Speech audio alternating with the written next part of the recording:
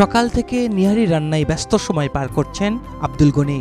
গরুর পা ও হাড়ের ভিতরের সব নির্যাস যাতে বেরিয়ে আসে সেজন্য হরেক রকমের মশলা দিয়ে অন্তত ৬ ঘন্টা জাল করেন তিনি। ৪২ বছর ধরে আব্দুল গনি বগুড়ার বনানীহাটে নিহারি বিক্রি করে আসছেন। সোম ও শুক্রবার এই হাট বসে। আব্দুল গনির বাবাও বনানীহাটে ভাত বিক্রি করতেন। বাবার পরামর্শে কিশোর বয়সেই এই ব্যবসা শুরু করেন তিনি। সে সময় ১ পিস নিহারি বিক্রি করেছেন মাত্র ২ টাকায়। এখন প্রতি পিস নিহারি বিক্রি হয় ২০০ টাকায়, সাথে ১০ টাকা পিস রুটি অথবা ২০ টাকা প্লেট সাদা ভাত। টাকার অঙ্কে প্রতি হাটবারে গনির বিক্রি দাঁড়ায় ৮০ থেকে ৯০ হাজার টাকা। মাঝে মাঝে বিক্রি লাখ টাকাও পার হয়ে যায়। খোলা পরিবেশে সাজসজ্জাবিহীন সাদামাটা এই হোটেলে নিহারির স্বাদ নিতে শুধু বগুড়া নয়, সিরাজগঞ্জ, গাইবান্ধা, জয়পুরহাট, নওগাঁ, পাবনা এমনকি দিনাজপুর জেলা থেকেও আসেন অনেকে।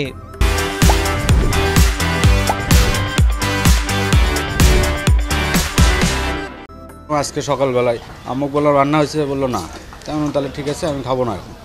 কই যাই আমি কোনো তাহলে বনানী হাট আছে, আজকে বনানী হাটে যাই একটু নিহারি খাবো।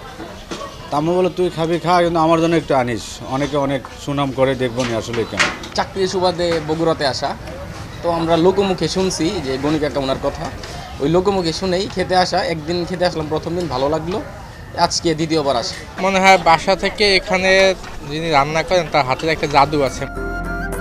ফেসবুক আর ইউটিউবের কল্যাণে ছড়িয়ে পড়েছে আব্দুল গনির রান্না নিহারির কথা। এত বড় সাইজের নিহারি সচরাচর হোটেলে পাওয়া যায় না, তাই একবার যিনি স্বাদ নিয়েছেন তাদের অনেকেই আসেন বারবার। আবার কেউ কেউ নিজে খেয়ে বাড়ির জন্য নিয়ে যান। বেলা ১১টা থেকে বিকেল হতে না হতেই শেষ হয়ে যায় নিহারি। সময় মতো না আসলে না খেয়ে ফিরতে হয় অনেককে। শুনেছি এর আগে অনেকবার, তো আজকে প্রথম সুযোগ হলো আজকে খেতে আসার। কালকে আমি এসে একবার ঘুরে গেছি, আমি জানতাম না যে মানে শুক্রবার আর সোমবার করে এনারা এটা করে। ভিডিওতে মোটামুটি সচরাচর দেখা হয় যে বনানী এখানে নিহারি খুব বিখ্যাত। তো এখানে একটা ছোট কাজে আসছিলাম, তো পাশাপাশি আর কি এখানে না খেয়ে যেতে পারলে আর কি বিষয়টা কেমন দেখায়, তো ওই জন্য এসে এখানে টেস্ট করলাম, তো বেশ দারুণ ছিল।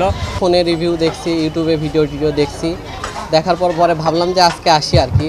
৩ বন্ধু মিলে একসাথে বের হয়েছি বাসা থেকে শহরের দিকে, পরে ভাবলাম যে এই জায়গায় আসি, খেয়ে যায় আর। শুরুতে আব্দুল গনি একাই দোকান চালাতেন, এখন ব্যবসায় সহযোগিতা করেন তার ছেলেও, সাথে কর্মচারী আছেন ৭ জন।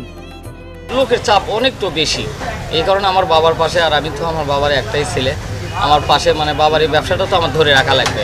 এই জন্য আমার বাবাটা আমাকে এই ব্যবসাটা শেখাচ্ছে। নিহারির ভিডিওগুলো অনেক দূর দূরান্ত থেকে লোকজন দেখে, ভালো লাগে, আমাকে নিজেকেও ভালো লাগে। একসময় একসঙ্গে এত গরুর পা জোগাড় করতে বেশ বেগ পেতে হতো আব্দুল গনিকে। তবে এখন বিভিন্ন এলাকার মাংস ব্যবসায়ীরাই গরুর পা বিক্রি করতে আসেন তার কাছে। ২ টাকার থেকে শুরু করছে আমি নিহারি বিক্রি করা, আর এখনও বর্তমান ২০০ টাকা বিক্রি করতেছি। মালটা কিনতে ছিল ক্যান্টনমেন্ট থেকে কন্ট্যাক্ট করা আছে, আর নর্দার্ন হাসারি করে কয় পাবনা, এই ২ জায়গা আমার কন্ট্যাক্ট আছে, ওখান থেকে মাল চলে আসে।